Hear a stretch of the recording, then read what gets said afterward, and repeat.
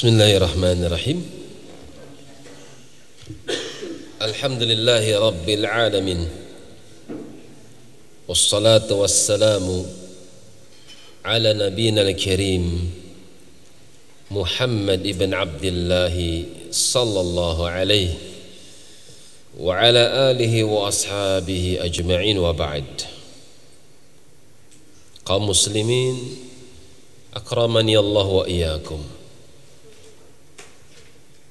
Kembali kita baca sirah Ibni Hisham sampai masuk Islamnya Abu Bakar As-Siddiq radhiyallahu ta'ala anhu. Azhara islamahu, beliau menampakkan keislaman yang enggak takut. Wa da'a ila Allah wa rasulih, ngajak manusia agar beribadah kepada Allah semata dan juga kepada Rasulnya, mengajak untuk beribadah kepada Allah dengan tata cara yang dicontohkan oleh Rasulullah sallallahu alaihi wasallam. Wa kana Abu Bakar rajulan ma'lufan liqaumi. Abu Bakar itu orang yang disenangi, disegani, orang yang dicintai. Karena muhabbaban wa sahlan, orangnya gampangan, kalau punya uang berbagi. Demikian pula para sahabat yang lain, seperti kemarin ya kita sebutkan, berapa sedekahnya Utsman ibn Affan kemarin? Sekitar 10 miliar. Kemudian Aisyah berapa sedekahnya sehari? 36 miliar. Kapan itu terjadi? Dari pagi sampai asar duitnya habis 36 miliar. Yang lebih menakjubkan, duit itu habis dalam keadaan beliau berpuasa. Ketika mau membatalkan puasanya, datang waktu maghrib, makanan berbukanya apa? Roti, lauknya apa? Minyak zaitun. Masya Allah, sabar sekali. Coba kalau kita 36 miliar dalam keadaan berpuasa, datang waktu maghrib, Masya Allah, mungkin kita nggak buka di rumah, kita cari warung terbaik, kan gitu. Abu Bakar As-Siddiq radhiyallahu ta'ala anhu, orang yang paling ngerti tentang nasabnya Quraisy. Kita lihat orang-orang yang masuk ke dalam Islam berdasarkan dakwah Abu Bakar As-Siddiq, di antaranya Utsman ibn Affan, Zubair ibn al-Awwam, Abdurrahman ibn Auf, Sa'ad ibn Abi Waqqas, Talhah ibn Ubaidillah. Mereka semua masuk Islam disebabkan karena seruan yang diajak oleh Abu Bakar As-Siddiq radhiyallahu ta'ala anhu. Kemudian disebutkan di sini banyak ya sahabat-sahabat yang masuk ke dalam Islam, di antaranya Tsumma aslama Abu Ubaidah ibn al-Jarrah. Saya enggak terjemahkan karena cuma nama-nama aja. Abu Ubaidah ibn al-Jarrah, Abu Salamah ibn Abdul Asad, Arqam ibn Abil Arqam, Uthman ibn Mad'un, wa akhawahu Qudamah wa Abdullah ibn Mad'un, wa Ubaidah ibn al-Harith, wa Sa'id ibn Zaid ibn Amr, wa imra'atuhu Fatimah ukhtu Umar ibn al-Khattab, Asma bintu Abi Bakrin, wa Aisyah bintu Abi Bakrin, wa hiya yawma idzin saghirah. Asma, demikian pula Aisyah ketika itu masih kecil.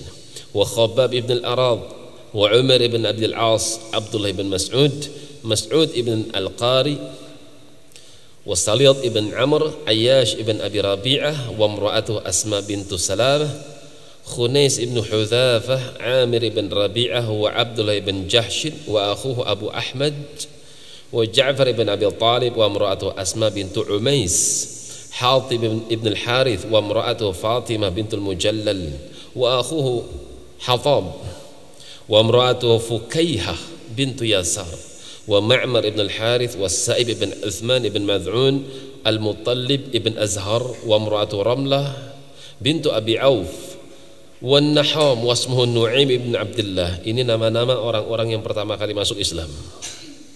Wa Amir ibn Fuhairah, Khalid ibn Sa'id ibn al-As, wa imra'atuhu Aminah bintu Khalaf, wa Hatib bin Amr, Abu Hudzaifah ibn Utbah ibn Rabi'ah, Waqid ibn Abdullah, Khalid wa Amir wa Aqil wa Iyas binul Kabir atau Bakir ibn Abdul Yalil wa Ammar ibn Yasir wa Suhaib ibn Sinan ar-Rumi. Ini nama-nama tokoh-tokoh yang pertama kali masuk ke dalam agama Islam. Pasal berikutnya al-jahru bid-da'wah. Dakwah mulai ditampakkan. Al-jahr, jahr itu dibaca terang, ditampakkan. Bid-da'wah, menampakkan dakwah secara terang-terangan. Tsumma dakhala an-nasu fil islami arsalan minar rijal wan nisa. Ketika orang-orang itu sudah masuk ke dalam Islam, maka mulai manusia mengikuti pergerakan Islam arsala minar rijal wan nisa, secara bertahap, secara berselang beberapa waktu, masuk laki-laki, masuk perempuan, hatta fasya dzikral Islam di Makkah wa tuhadditsu bihi, sampai menyebar nama Islam di tengah-tengah kota Mekah dan mereka memperbincangkannya. Apa yang dibawa oleh Muhammad sallallahu alaihi wasallam, katanya demikian. Tsumma innallaha azza wa jalla amara rasulahu, kemudian setelah itu Allah perintahkan Nabi sallallahu alaihi wasallam ayyasda' bima ja'ahu minhu, untuk menampakkan apa yang datang kepada beliau berupa syariat yang baru, agama yang baru, tampakkan secara terang-terangan. Ayyubadiyan nasa bi amrihi wa ayyad'uha ilaihi, menampakkan dakwah di tengah-tengah manusia dari perintah-perintah Allah, mengajak mereka beribadah kepada Allah semata. Wa kana bainama akhfa Rasulullah sallallahu alaihi wasallam amrahu wastatara bihi ila an amarahu Allah bi idhari dinahu 3 sinina min mab'athihi. Adapun jarak dari dakwah sembunyi-sembunyi dengan perintah untuk menampakkan dakwah secara terang-terangan, itu jaraknya cuma 3 tahun. Setahun dakwah sembunyi-sembunyi, ngajak tetangganya, ngajak teman-temannya. Tahun yang kedua demikian, tahun yang ketiga demikian, sembunyi-sembunyi. Tahun yang keempat maka mulai nampak. Tsumma qala Allah Ta'ala lahu, Allah berfirman kepada beliau tentang perintah untuk menampakkan al-Islam. Fasda' bima tu'mar, tampakkanlah dari apa yang Allah perintahkan kepadamu. Wa'arid 'anil jahilin, atau wa'arid 'anil musyrikin, berpalinglah engkau dari orang-orang musyrik Arab, musyrik Makkah. Wa qala ta'ala wa anzir 'ashiratakal aqrabin, ya Muhammad sallallahu alaihi wasallam, berikan peringatan kepada keluargamu aqrabin, yang terdekat, pamanmu, bibimu, pakdemu, bulekmu. Katakan kepada mereka untuk bertakwa kepada Allah, jangan takut. Wakhfid janahaka liman ittaba'aka minal mu'minin, dan rendahkanlah hatimu terhadap orang-orang yang telah mengikutimu dari kalangan orang-orang yang beriman. Wa qul inni anan nadhirul mubin, sampaikan kepada mereka manusia, aku cuma pemberi peringatan untuk kalian. Nabi sallallahu alaihi wasallam ketika turun ayat ini, maka beliau naik ke atas bukit dan memanggil orang-orang Quraisy. Bagaimana pendapat kalian kalau aku sampaikan satu berita kepada kalian, bahwasanya di balik bukit yang aku injak kakiku di atas bukit ini, bahwasanya ada tentara-tentara siap menghancurkan kota Mekah? Apakah kalian percaya kepada aku? Mereka mengatakan, qalu bala, tentu ya Muhammad sallallahu alaihi wasallam, engkau itu adalah orang yang al-amin indana, engkau adalah orang yang sangat terpercaya di tengah-tengah kami, dan kami enggak pernah mendapati engkau berdusta meskipun satu kali. Ini ucapan siapa? Orang kafir Quraisy. Maka Nabi sallallahu alaihi wasallam mengatakan kepada mereka bahwasanya aku mendapatkan satu berita yang lebih dahsyat daripada pasukan yang akan menyerang kota Mekah. Apa berita tersebut? persiapkanlah perjumpaan kalian kepada Tuhan kalian. Sungguh setelah kalian mati akan ada hari kebangkitan. Ketika kalian dibangkitkan, kalian akan ditanya oleh Tuhan kalian, umur kalian dipakai buat apa? Duit kalian dapat dari mana? Kalian belanjakan untuk apa? Ilmu yang kalian dapati kalian gunakan untuk apa? Segala sesuatu akan ada perhitungannya. Hari kebangkitan, hari hisab, dan disitulah Allah akan menetapkan hukuman. Sebagian kelompok masuk ke dalam syurga, sebagian kelompok masuk ke dalam neraka. Maka tiba-tiba mereka berkomentar, kadzabta, kau dusta ya Muhammad sallallahu alaihi wasallam.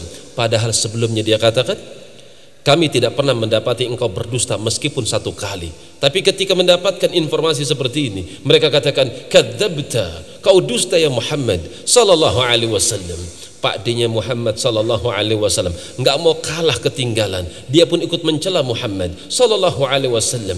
Tabban laka ya Muhammad, alihada jama'atana. Celaka engkau ya Muhammad sallallahu alaihi wasallam. Apakah cuma gara-gara seperti ini? Info yang seperti itu kau kumpulkan kami seperti ini? Tabban laka, celaka engkau. Kata siapa? Abu Lahab. Maka Nabi tidak membalasnya karena itu Pak D-nya, itu merupakan pamannya. Nabi nggak berani menukasnya, membalasnya. Tapi Allah yang menurunkan ayatnya. Tabbat yada abi lahabin wa tab. Celaka kedua tangan Abu Lahab. Dikatakan kedua tangan. Apa maksudnya? Apa yang dilakukan oleh Abu Lahab adalah sesuatu yang membuat dia celaka. Kedua tangan adalah perbuatan maksudnya. Karena keumuman manusia, perbuatan yang dilakukan oleh mereka manusia, dominannya dilakukan oleh tangan. Aktivitas manusia semua yang dilakukan pasti lebih dominan dilakukan dengan tangan. Karena itu dikatakan tabbat yada abi lahabi wa tab. Celaka kedua tangan Abu Lahab, dia pasti celaka. Wa kana ashabu Rasulillah sallallahu alaihi wasallam idza salau dhahabu ila syi'abi fastakhfau bi salatihim min qaumihim. Para sahabat radhiyallahu ta'ala anhum kalau mereka pengen menegakkan salat, mereka akan berjalan menuju lembah-lembah di pegunungan. Mereka bersembunyi dari kejahatan orang-orang musyrik. Bayangkan, salat nyumpet. Kalau sekarang kan terbalik, enggak salat nyumpet. Bahkan enggak salat enggak nyumpet, terang-terangan enggak salat. Saya muslim loh, tapi enggak salat. Itu kan ucapan halnya. Keadaan mereka yang mengatakan demikian. Hayya 'alas shalah, hayya 'alal falah. Mereka enggak salat, tapi mereka berani menampakkan muka-muka mereka di hadapan orang-orang yang salat. Ini akhir zaman, Mas. Kalau di awal-awal Islam mereka langsung dicap munafik. Na'udzubillah. Kenapa demikian? Lah jalan depan Nabi, ngakunya Islam, dipanggil untuk sholat tapi enggak sholat, cita-cita masuk surga. Na'udzubillah. Fabaina Sa'd bin Abi Waqqas fi nafarin min ashabi Rasulillah sallallahu alaihi wasallam. Ketika seorang sahabat yang bernama Sa'ad ibn Abi Waqqas radhiyallahu taala anhu, beliau sedang sholat dengan teman-temannya fi syi'abin min syi'abi Makkah, di lembah dari lembah-lembah yang ada di kota Makkah. Idh dhahara alaihim nafarun minal musyrikin. Ketika mereka sedang sholat, tiba-tiba ada beberapa orang-orang musyrik melihat, wahum yusallun, melintasi mereka yang sedang sholat. Fanakaruhum wa'abu alaihim ma yasna'una hatta qataluhum. Maka mereka orang-orang musyrik mulai mengingkari, mencela, ngapain kamu rukuk kayak gitu, ngapain sujud kayak gitu, ngapain diri bersedekap seperti itu. Dicela, dicaci sampai selesai sholatnya, terus dicaci. Akhirnya hatta qatalahum, adu mulut, akhirnya dorong-dorongan. Fadaraba Sa'd ibn Abi Waqqas yawma idzin rajulan minal musyrikin bilahyi ba'irin fashajjah. Akhirnya gara-gara dorong-dorongan satu dengan yang lain, maka Sa'd ibn Abi Waqqas pun naik pitam ketika itu. Maka beliau memukul dengan sesuatu dari bekas tulang. Di gurun banyak tulang, diambil sesuatu, tulang tersebut dipukul kepada kepala orang musyrik, maka fasyajjah, maka kepalanya pun luka, berdarah ketika itu. Fakana awwalu damin huriqin fil Islam, ini adalah darah yang pertama kali mengalir di dalam agama Islam. Ketika Sa'd bin Abi Waqqas dikeroyok, ketika Sa'd bin Abi Waqqas dicaci, dimaki ketika beliau sedang sholat, maka beliau melawan dan akhirnya ada salah seorang di antara kaum musyrikin yang dipukul oleh Sa'd bin Abi Waqqas radhiyallahu ta'ala anhu. Falamma bada Rasulullah sallallahu alaihi wasallam qaumahu bil Islam wa sada'a bihi kama amara Allah lam yab'ad anhu qaumuhu wa lam yaruddu alaihi. Manakala Rasul alaihi salatu wasallam mulai menyampaikan kepada kaumnya tentang agama Islam, Islam itu la ilaha illallah Muhammad Rasulullah, kau tegakkan salat, kau tunaikan zakat, ketika datang bulan Ramadan kau tunaikan bulan Ramadan dengan puasa, kalau kau mampu memiliki harta berangkatlah haji sesuai dengan tuntunan Muhammad sallallahu alaihi wasallam. Dijelaskan rukun Islam, rukun iman seperti apa yang Allah perintahkan. Ternyata kaumnya belum meninggalkan Muhammad sallallahu alaihi wasallam. Dalam artian masih bergaul, masih biasa-biasa saja, belum ada penolakan yang amat kuat ketika itu. Hatta dzakara alihatahum wa abaha, sampai Nabi sallallahu alaihi wasallam mulai menyentuh arca-arca mereka. Menyentuh di sini cuma kiasan aja. Maksudnya menyentuh, membantah Tuhan-Tuhan yang mereka sembah selain Allah subhanahu wa ta'ala. La yamlikuna li anfusihim naf'an wala dharra wa la yamlikuna li anfusihim mautan wala hayatan wala nusyura. Tuhan-Tuhan yang kalian sembah itu, mereka nggak bisa mendatangkan manfaat. Batu-batu yang kalian sembah, kayu-kayu yang kalian pahat, kemudian kalian bentuk sesuka hati kalian, kemudian kalian sembah dia, itu nggak bisa memberikan manfaat kepada kalian. Bagaimana ceritanya batu mendatangkan manfaat? Bagaimana ceritanya kayu kok bisa mendatangkan manfaat? Juga tidak bisa mendatangkan mudarat. Bagaimana mungkin batu bisa memberikan mudarat dengan sendirinya? Bagaimana mungkin kayu-kayu bisa memberikan mudarat dengan sendirinya? Enggak mungkin. Apalagi Tuhan-Tuhan yang kalian sembah itu enggak bisa menciptakan kehidupan, enggak juga bisa menciptakan kematian, apalagi menghidupkan sesuatu yang mati. Mulai mereka tersinggung dengan dakwah tersebut. Harusnya mereka jangan tersinggung, harusnya mereka berpikir betul apa yang dikatakan Muhammad sallallahu alaihi wasallam. Kita cari batu, kita bentuk, kita pahat, kemudian kita pajang, setelah itu kita sembah. Kemana akal kita? Harusnya kan seperti itu. Dia cari kayu yang paling terbaik, dia bentuk dengan bentuk yang dia inginkan, kemudian dia katakan ini Tuhan kita. Kemana akalnya? Harusnya kan seperti itu. Tapi mereka merasa tersinggung dengan dakwah tersebut. Kemudian kata penulis kitab rahimahullahu ta'ala, falamma fa'ala dhalik, ketika Nabi sudah mulai mendakwahkan, mengajak mereka untuk berfikir, cuma mereka menganggap kalau itu adalah celaan. A'adhamuhu wa nakaruhu, mereka menganggap apa yang diucapkan Muhammad itu adalah suatu hal yang agung, bukan perkara yang remeh. Mulai mereka mengingkari dakwah Muhammad sallallahu alaihi wasallam. Apa yang kami lakukan adalah tradisi bapak moyang kita ya Muhammad sallallahu alaihi wasallam. Kenapa kau melakukan hal-hal yang tidak baik ya Muhammad? Awalnya seperti itu. Tapi lama kelamaan mulai perdebatan sengit. Wajma'u khilafahu wa adawatah. Mulai mereka mengumpulkan teman-temannya untuk menyelisih dakwah Muhammad sallallahu alaihi wasallam, bahkan memusuhi seruan Muhammad sallallahu alaihi wasallam. Illa man asama Allah taala minhum bil Islam, kecuali sebagian sedikit saja dari kalangan kaum muslimin yang Allah jaga dari gangguan-gangguan seperti yang diganggu oleh kaum musyrikin terhadap orang-orang Islam dari kalangan du'afa, orang-orang lemah. Wahadiba ala Rasulillah sallallahu alaihi wasallam ammu, pamannya. Siapa pamannya yang membela Rasulullah? Abu Talib. Abu Talib beliau merasa iba dan beliau ikut membela Nabi Muhammad sallallahu alaihi wasallam. Wa mana'ahu wa qama dunah. Kalau ada orang musyrik ingin mencelakai Muhammad, beliau yang maju. Jangan, ini ponakan saja, macam-macam engkau. Wa madha Rasulullah sallallahu alaihi wasallam ala amrillahi mudhiran li amri. Maka Rasul terus mendakwahkan kaumnya sesuai dengan apa yang diperintahkan oleh Allah Subhanahu wa taala. Ini menunjukkan kepada kita bahwasanya Abu Thalib muslim bukan? Abu Thalib muslim bukan? Muslim bukan? Bukan. Kalau muslim ya disikat sama mereka, kan gitu.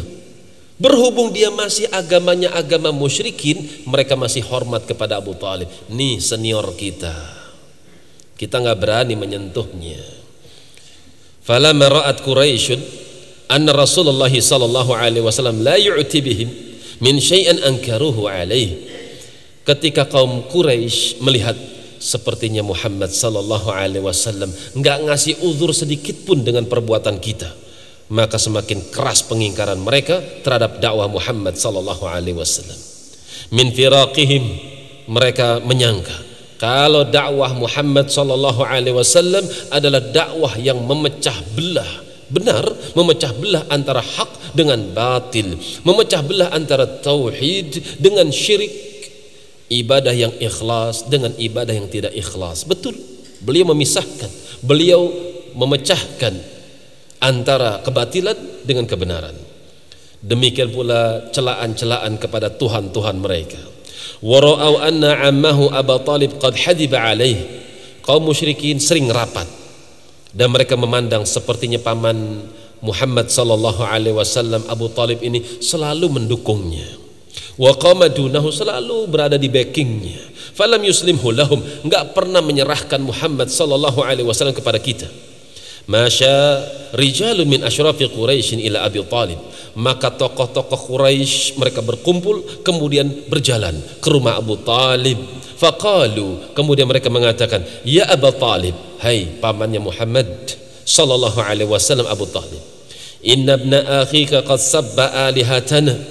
Sungguh keponakanmu itu telah mencela Tuhan-Tuhan kami, wa abadinana, mencela agama yang kami anut, wa saffah ahlamana, mengatakan tokoh-tokoh kami adalah tokoh-tokoh kebodohan, wa dhallala abaana, mengatakan kalau bapak moyang kami keliru, bahkan dikatakan sesat. Fa imma an takuffahu anna, maka pilihan untukmu, cukupkan dia dari kami, maksudnya urus keponakanmu itu, jangan sampai bikin ulah kepada kami. Wa imma anta khalliya bainana wa bainahu, atau kau serahkan saja keponakanmu biar kami yang urus dia. Faqala lahum Abu Thalib qawlan rafiqan, maka Abu Thalib mengucapkan kalimat-kalimat yang lunak. Wa raddahum raddan jamilan, menukas ucapan-ucapan mereka dengan kalimat-kalimat yang baik. Fansarafu anhu, akhir mereka pun hatinya lunak dan mereka keluar dari rumah Abu Thalib dalam keadaan ya sudahlah, untuk kesempatan kali ini semoga Muhammad sallallahu alaihi wasallam tidak lagi mencela agama kita. Wa madha Rasulullah sallallahu alaihi wasallam ala ma huwa alaih. Ternyata beliau sallallahu alaihi wasallam terus mendakwahkan manusia dengan menegakkan al-haq dan juga menyebutkan kebatilan-kebatilan, tidak mencampur mana yang hak mana yang batil. Yudhiru dinallahi wa yad'u ilaihi, menampakkan agama Allah, mengajak manusia kepadanya. Thumma syariyal amra bainahu wa bainahum hatta taba'ada ar-rijal wa tadaghanu wa aktharat Quraisyun dzikra Rasulillah sallallahu alaihi wasallam bainaha fadhamaru fihi wa hadda ba'dhum ba'dan alaihi, sampai urusannya menjadi melebar antara Nabi sallallahu alaihi wasallam dengan kaum musyrikin. Akhirnya satu dengan yang lain mulai menjauh, jaga jarak. Mana muslim, mana pengikut Muhammad sallallahu alaihi wasallam, ditandain ini pengikutnya, ini ciri-cirinya. Akhirnya orang-orang Quraisy semakin panjang pembicaraan mereka tentang Muhammad sallallahu alaihi wasallam. Maka pada akhirnya satu dengan yang lain saling menghasung untuk memboikot Muhammad sallallahu alaihi wasallam, untuk memusuhinya, untuk menghalangi dakwahnya. ini kaum Quraisy terhadap Rasulullah sallallahu alaihi wasallam. Akan tapi sudah isya, insyaallah kita lanjut pada lain kesempatan. Wa akhiru da'wana alhamdulillahi rabbil alamin. Tafadhalu, barakallahu fikum.